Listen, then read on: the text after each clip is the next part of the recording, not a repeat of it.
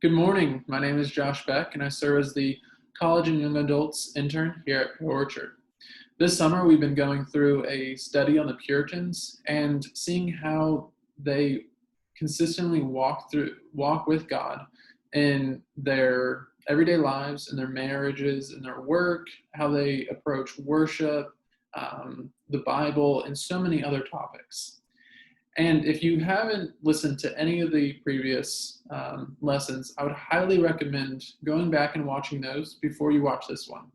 Because today, we're going to be talking about the pitfalls, or potentially where the Puritans went awry. And so I don't want you to think that they're all bad, and if you haven't listened to anything else, because they, as I have said, they are a rich and provide incredible depth to our practical theology. But let's get started. And I'm going to read a passage from Ecclesiastes, chapter 7, verses 16 through 20. Be not overly righteous, and do not make yourself too wise. Why should you destroy yourself? Be not overly wicked, neither be a fool. Why should you die before your time? It is good that you should take hold of this, and from that withhold not your hand, for the one who fears God shall come out from both of them. Wisdom gives strength to the wise man, more than 10 rulers who are in a city. Surely there is not a righteous man on earth who does good and never sins. So I love that. Collection of verses, because it highlights, first, you can either sin and be too legalistic, or you can sin and become a fool, become wicked, and wisdom from the Lord is what keeps you on that middle path, not slamming guardrail to guardrail. And this week, I think we're going to see how potentially the Puritans slammed a little too hard to the guardrail of legalism and different potential pitfalls. So jumping into it. The Puritans, quite frankly, were too wordy. And I know that seems like such a small thing to complain about. Josh, if you don't want too many words, then read a kid's book with pictures. But that's not what necessarily the criticism is, because they were too wordy in the sense that they wanted to explore every little nuance. They didn't want anything to be left up to chance of what they really meant, and that turned in just to an over exploration of every single point that they were trying to make. So the book that we've been reading by Leland Ryken, in it he says prolixity, or the vice of being long-winded or verbose, was one of the Puritans' most salient traits. Many Puritans lacked the type of self-criticism that let them know when enough had been said. They certainly failed to realize the power of leaving some things unstated and only suggested. And if you've read the Puritans much, you know that this is true. And not all are equally guilty, of course. Matthew Henry and Thomas Watson are fairly concise, but some just wear you out when you try and read them. Some of these men feared periods more than they feared the devil. It's not true, but kind of. In many Puritans, no assertion, no matter how obvious it was, could be left unproven. In trying to be exhaustive, they became exhausting. Ryken goes on to say, or provide several examples of this long-windedness. And one of the ones that definitely stood out was Cotton Mather, someone that we have quoted and enjoyed his insight. In his ordination to the ministry, he prayed for an hour and 15 minutes and then followed it up with a sermon that was an hour and 45 minutes. And, I'm sure the prayer and the sermon were wonderful, But you have to imagine that maybe he belabored some points a little bit. Well, that's nothing. In 1625, members of the House of Commons sat through a 9-hour church service featuring 7 hours of preaching. I'm all about preaching, but 7 hours, that's a lot of preaching. And last couple points on this. Anthony Burgess preached 145 sermons on John 17. To break that down to you, there's 52 Sundays roughly in a year, and maybe you're doing Sunday morning, Sunday night, and then one time throughout the week. That is roughly that's roughly a year. Sorry, quick math, not so good at it. Roughly a year of just John 17, and it's an important passage. But that is a lot of time on one passage, especially for a congregation. Another man preached 4 months on Joseph's coat of many colors, and Joseph Carroll spent decades expounding the book of Job from the pulpit. Charles Spurgeon, I don't want to say snidely, but kind of quipped at this and said, Carroll must have inherited the patience of Job to have completed his stupendous task. Leland Ryken, the author of the book that we've been using, he's an English professor at Wheaton. He knows his stuff, and this is what he said about the Puritans. The Puritan glut of words is evident in their style of writing. In choosing quotations for this book, Ryken, had to repeatedly omit redundancies from passages. The characteristic Puritan style, I soon concluded, is to take at least twice as many words as necessary to express a thought. A random expression of such redundancy is this one, and this comes from Richard Sibbes. So hold with me. It's a lot of snaking. God hath placed us in the world to do him some work. This is God's working place. He hath houses of work for us. Now our lot is here to do work, to be in some calling to work for God. Now, if I've counted correctly, Sibbes used 41 words to say what he could have said in 5. God wants us to work. And I know that's going from, an over-exaggeration to a very condensed version, but it shows that the Puritans often said something, then said it again, reset it, and said it again, reset. So it's just an over redundancy. And this isn't always helpful. Long-winded preachers think extra words add to their sermons sometimes. In fact, they can take away from it. If you're sitting in the congregation and a pastor is just belaboring a point and saying it again, but also re-saying it and then saying it in a different way, and he does that week after week after week, then you're going to stop listening critically to him the first time, and that's never what we want, because each pastor puts a lot of time and effort into those, and so he wants you to be able to follow along naturally. But if you start to be redundant in everything you say, then people are going to tune you out, unfortunately. And that's probably what happened with the Puritans sometimes.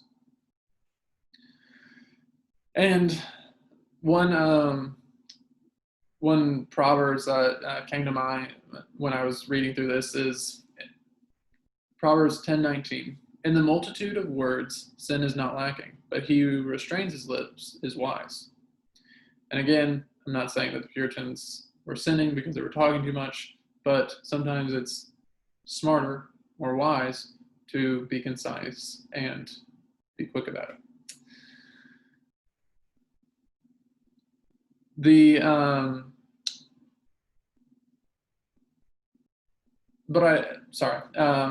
One thing I do want to kind of stress is that their long-windedness and their redundancies wasn't pride. They weren't trying to use as many big words as possible. I think it was a sincere desire to get things just right. But they forgot about the law of diminishing returns, essentially. You know, if you do something over and over, you're going to hit a point where that good kind of runs out.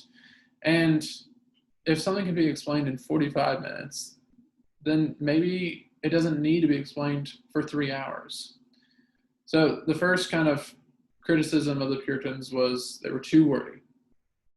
Now, second criticism, too many rules. The second problem with the Puritans, or criticism of the Puritans, is somewhat similar to the first. They just had too many rules. One of the striking things about life under the New Covenant is how few laws there are. There are some, of course, but most of our lives are directed by principles, what my friend calls sanctified common sense. Let me give you an example. The Lord commands Christian women to dress modestly, but he doesn't give a long list of rules about the skirt can't be shorter than this, the neckline can't plunge lower than that, heels can be no higher than this, lipstick can be no brighter than that, no dangling earrings, no diamonds over a half carat, and so on and so forth. Most godly women know the difference between attractive and provocative. Those who don't rarely need more than a few minutes with an older woman to set them straight, especially in the South. The Puritans were not satisfied with principles. They wanted rules, a clear-cut list of to-dos and don'ts, or clear-cut list of rules of do's and don'ts. But because the Bible doesn't provide many of them, they had to infer a whole bunch of them. Ryken says, the Puritans were strict in lifestyle, and they also liked matters to be well-defined. These virtues, when carried to an extreme, produce a legalistic lifestyle that becomes stifling with too many rules. At their worst, the Puritans practiced this vice with enthusiasm. Let me give you a few rules, or a few examples of rules run amok. The first is from a book by Henry Scudder. It's called The Christian Daily Walk. And if you look at the table of contents, you can just see kind of the headings and how they just begin to broach subjects and topics that potentially don't need to be talked about in terms of sanctification or how to live your life. So first is how to wake with God, suitable reflections on apparel and rules concerning it, of bodily refreshments and recreations, rules concerning eating and drinking, directions how to end the day with God, rules concerning sleep. Without criticizing the author, does God really have rules about going to sleep? I mean, obviously, he has rules about, if you're sleeping with someone that you shouldn't be sleeping with someone, or, if you are,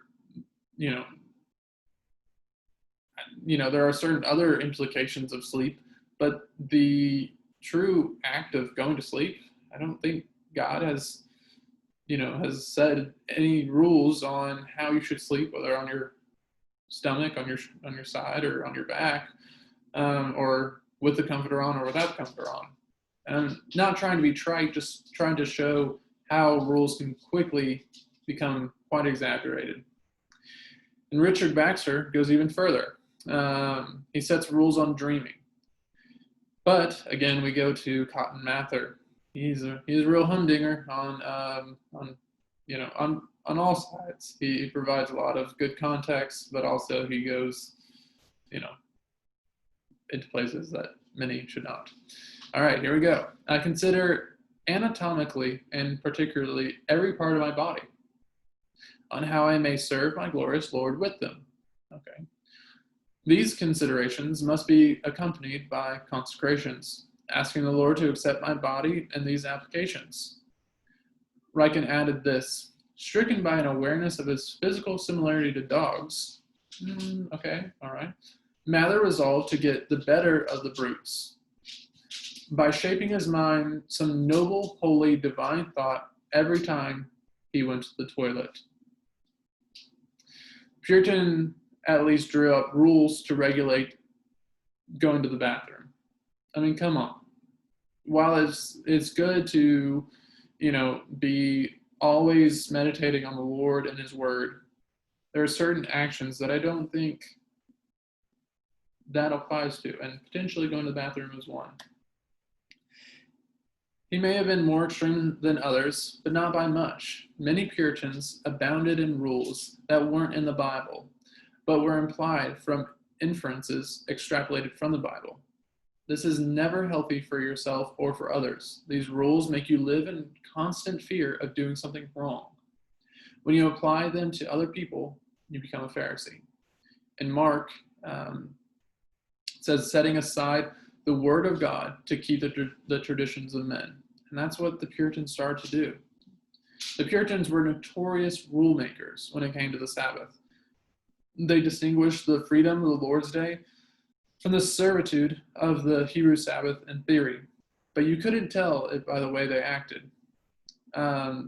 There's several quotes. In New England, 2 young lovers were tried for sitting together on the Lord's Day under an apple tree. A soldier was fined for repairing his shoe on the Sabbath. Nathaniel Mather was heartsick over whittling a stick on the Lord's Day. And John Bunyan thought ringing a bell on the Sabbath was devilish work.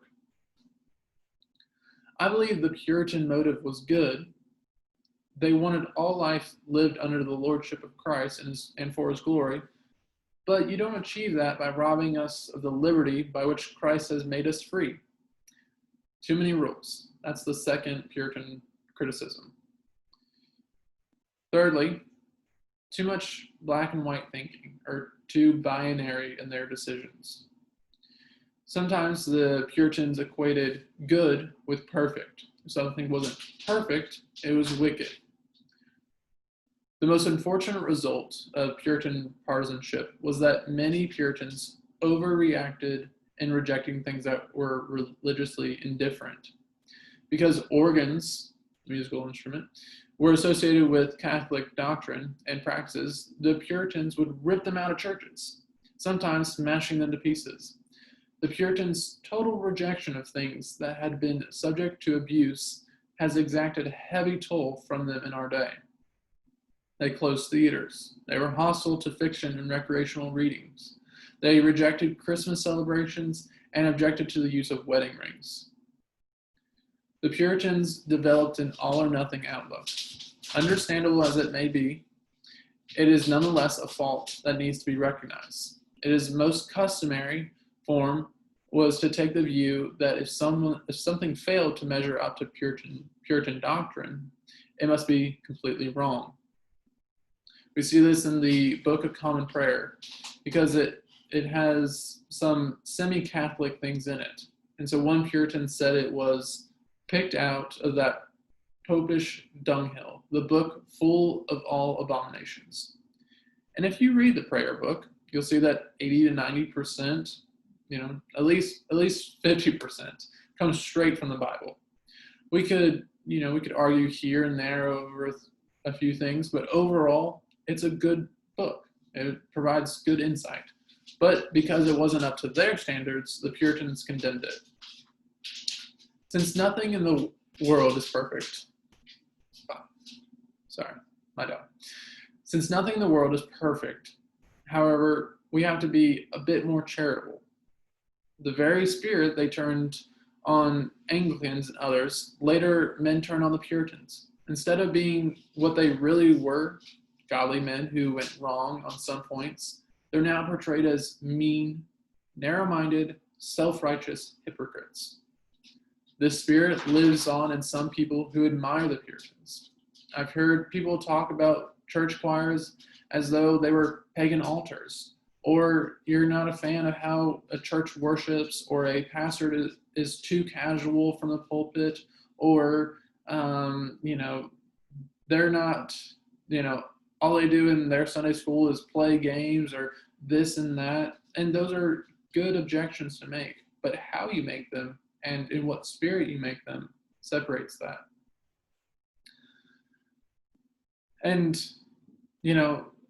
there can be a lot of, preferences and how you approach it. And some are, biblically ordained ways to do things. But again, black and white thinking is required on black and white issues or binary issues.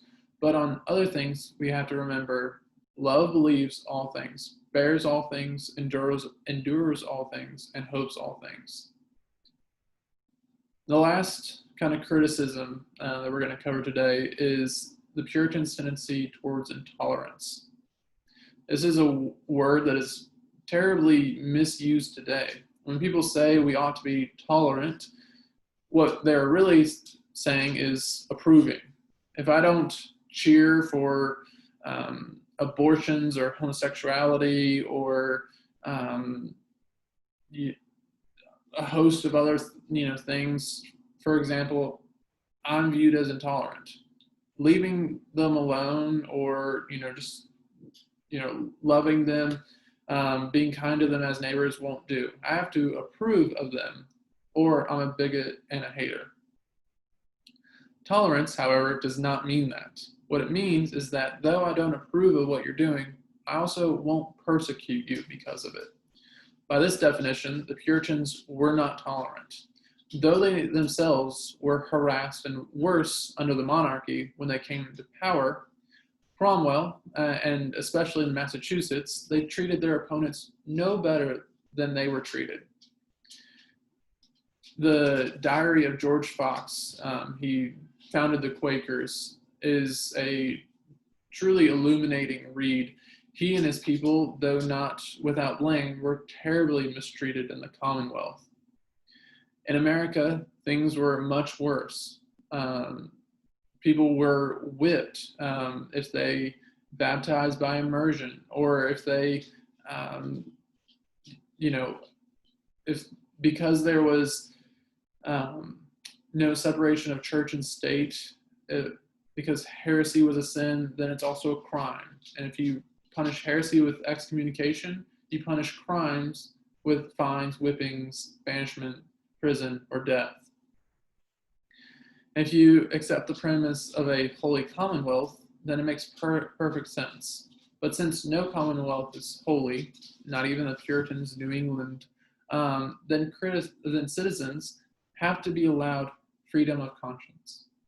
We can punish them for murder or for theft, but not for kneeling before an altar or preaching a different view of Christianity, or as long as it's orthodox. But the state should never punish that. And so to close, these are just some faults of the Puritans. In studying them, we have to remember that they too, had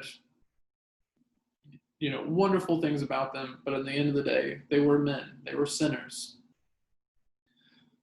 And that, I think that's something that we have in our day of, if someone is overly legalistic, then they are immediately condemned. And we're, because they don't preach love, or they don't preach acceptance. And I think that is what's happened to the Puritans. And another reason why I'm so thankful that we've been doing this study on the Puritans, to really illuminate how they were true Christians and walking in step with the Lord. And yes, as we've talked today, they went a little too far in some areas, but overall, they were strong, deep, and thought-provoking Christians. As always, if you have any questions or concerns on what we've talked about today, I would love to answer any questions. And so would the pastors on staff. I'm sure they could definitely answer it way better than I could, but I would still be willing to try and field your questions. Wilson will be rounding up finishing the series next week, and we will be starting a Sunday school on Ecclesiastes come the fall.